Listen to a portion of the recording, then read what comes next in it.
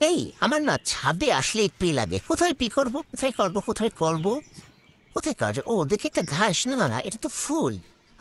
কি সুন্দর একটা জায়গা। আম্মু তো গাছ লাগাবে বলে মনে হয় রেখে দিছে। আমি একটু পিটা করেই ফেলি, কারণ আমার অনেক পি লাগছে।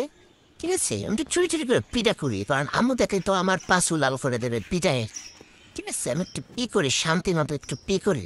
আমার এই সকালবেলা মর্নিং ওয়ার্কে আসতে পি লাগে। ঠিক আছে, বাসায় যাওয়ার সময় পাই না। যেহেতু আমি ছেলে মানুষ, তো কোনো সমস্যা নাই, আমি যেখানে সেখানে একটু পি করে দিতে পারি ছেলেদের মতো। তো আমি এখন একটু পি করলাম, কিন্তু আমি যাই না। আমার কপালে কি দুঃখ আছে, আম্মুকে যদি দেখে ফেলে চিড়িচিড়ি করে, তাহলে তো আমার একটা পাশে টাছে সব লাল করে দিব।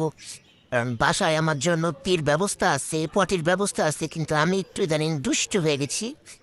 এখানে ওখানে পি করতে আমার কেন জানি বেশি ভালো লাগতেছে। এটা আমি নিজেও বুঝতেছি না, এটা কি আমার মানসিক সমস্যা কিনা। আরে বয়স হচ্ছে তো, এখন কি আমার আর সেই আছে? আমি কোথায় কোথায় না পি করে বসে থাকি। তো আজকে যদি আম্মাই দেখে, তাহলে তো আমার পাশু লাল হয়ে যাবে। ঠিক আছে, আপনারা যেন কেউ বলে দিয়েন না, ঠিক আছে? তো পি করা শেষ হইলে আমি উঠা দৌড় মারবো না। তুই তো করছি, এখন তো ঢাকা রাখার তো দরকার নেই, আমি তো বুঝা ফেলবো। ঠিক আছে, একটু ঢাকার চেষ্টা করলাম আর কি। থাক, সমস্যা নাই। হ্যাঁ হ্যাঁ, ঠিক আছে ঠিক আছে, থাক। আপাতত এটুকুই যথেষ্ট।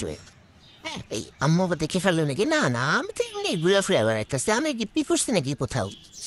কোথাও আমি পি করি নাই। আমি তো একদম দুষ্ট ছেলে না, আমি তো লক্ষ্মী ছেলে, সোনা ছেলে, যে কি সুন্দর খেলা করতেছি দড়ি নিয়ে। ঠিক আছে, আমি এইসব আজে বাজে জায়গায় যে পিটি করি না। আমি দুষ্টু না, আমি একটা ভদ্র ছেলে।